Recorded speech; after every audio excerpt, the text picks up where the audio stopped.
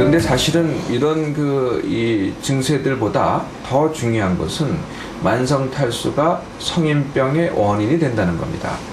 성인병이라고 하면 비만, 당뇨, 고혈압, 뇌졸중, 어떻게 보면 연관이 없는 것 같죠.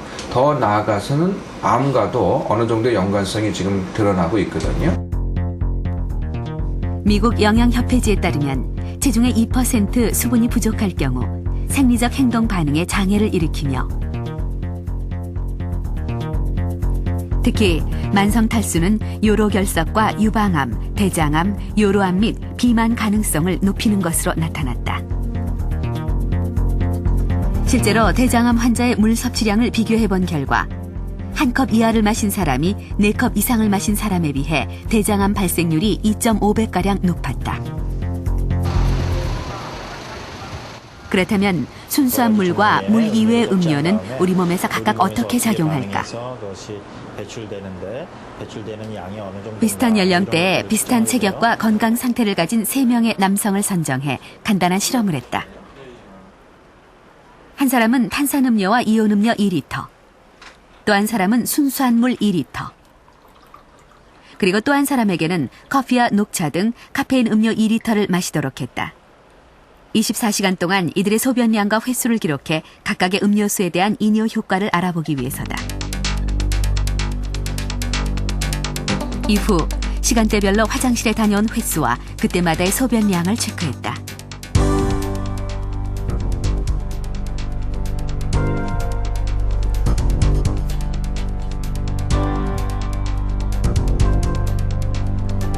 시간이 지나면서 음료에 따라 소변량과 횟수에 큰 차이가 나타나기 시작했다.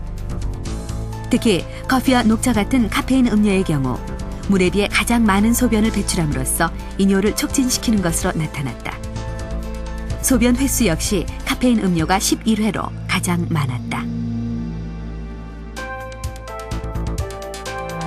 일반적으로 우리가 수분을 섭취할 때 카페인을 함유한 음료를 드시게 되면은 정상적인 수분을 섭취하신 분보다 훨씬 더 많은 양의 이뇨작용이 발생한다는 것을 의미하는데요. 결국 우리 몸이 이뇨작용이 많아지게 됨으로써 탈수, 탈진으로 이어지는 경우가 많겠고요. 만성적으로 이와 같은 탄산음료 혹은 커피를 드시게 되면은 탈진 또 만성 탈수까지 이어지는 결과를 초래할 수 있겠습니다. 네. 하루 2리터의 물을 마셔라. 하지만 정확히 하루에 내가 얼마만큼의 물을 마시는지 혹은 지금 내 몸에 물이 부족하지는 않은지 그걸 알기란 쉽지가 않습니다. 그래서 지금 내가 만성 탈수 상태인지 아닌지를 스스로 진단해 볼 수 있는 방법을 알려드리겠습니다. 만성 탈수 여부를 알아볼 수 있는 설문인데요. 제시되는 각 문항의 점수를 합하시면 됩니다.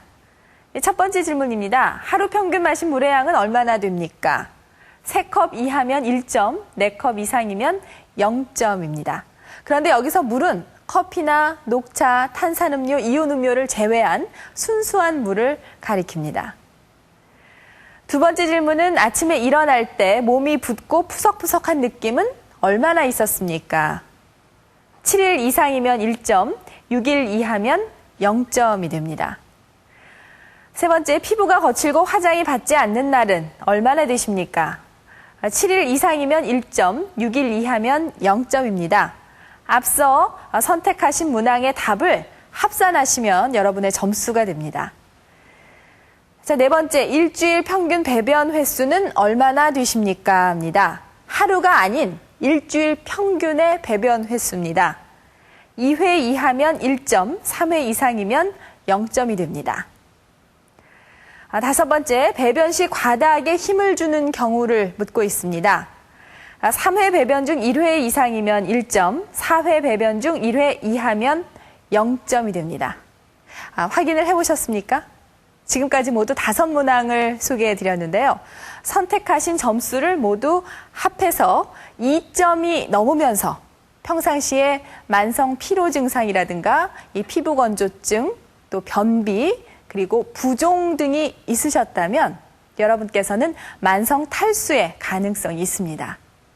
이런 분들은 오늘부터 하루 2리터 이상의 물을 드셔보십시오. 한 번에 2리터가 어렵다면 사흘 간격으로 2컵씩 늘려가면서 2주일 동안 실천을 해보십시오.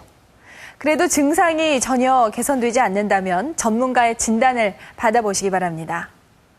생로병사의 비밀 홈페이지를 방문하시면 만성 탈수 여부를 자가 진단해 볼 수 있는 좀 더 자세한 정보를 얻으실 수 있습니다.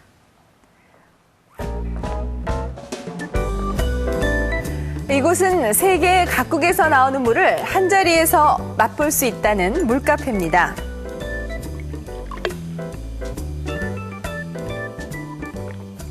빙하를 녹여서 만들었다는 물에서부터 깊은 바닷속에서 끌어올렸다는 물까지 아주 다양한 물들이 있습니다. 물에 대한 관심들이 높아지면서 최근 각종 성분이나 기능을 강조하는 물들이 쏟아져 나오고 있는데요.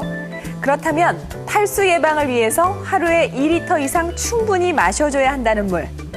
과연 어떤 물이 좋을까요? 프랑스 파리 시내. 색다른 카페가 사람들의 발길을 끈다.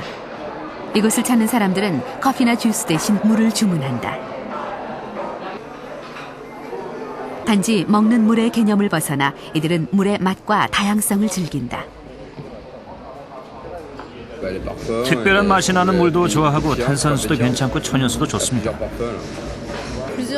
프랑스 물은 여러 종류가 있는데요.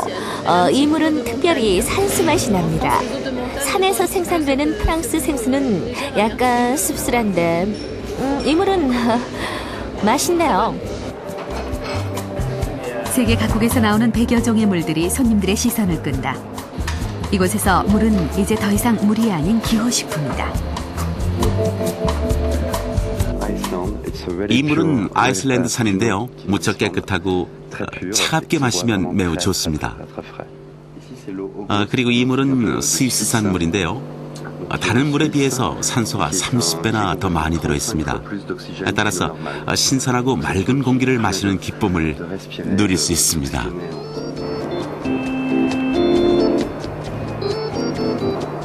좋은 물에 대한 기준은 사람마다 다르다.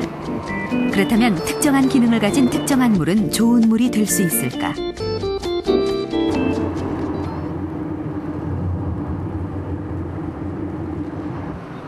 일본의 아카시 병원. 주로 아토피 피부염 환자들을 치료하는 곳이다.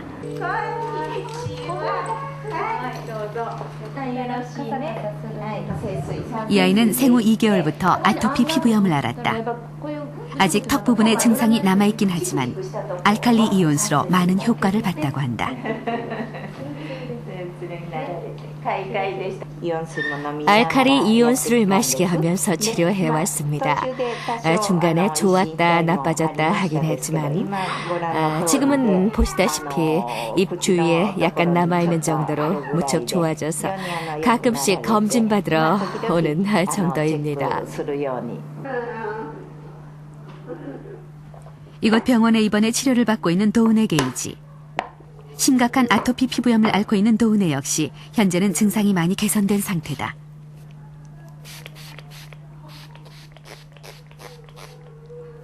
남은 치료를 위해 매일 2리터의 알칼리 이온수를 마시고 몸에는 산성수를 뿌린다.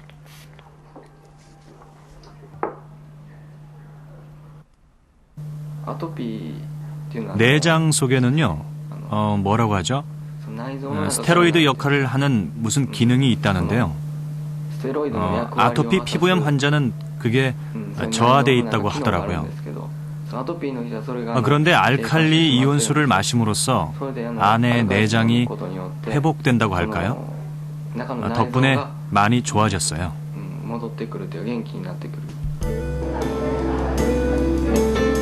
알칼리 이온수를 아토피 피부염 치료에 이용하기 시작한 것이 13년 전. 한 환자에게 물을 써본 후 증상이 개선되면서 소문이 나기 시작했다. 이후 수많은 아토피 피부염 환자들이 치료를 받았다. 자연의 물에는 다양한 미네랄이 녹아있다. 그중 전기분해를 통해 음극에 모인 플러스 이온만을 모은 것이 알칼리 이온수다. 음이온을 모은 것은 산성수다. 알칼리 이온수는 수돗물에 비해 미네랄이 풍부하고 활성수소도 다량 함유하고 있거든요. 활성수소가 작용해서 활성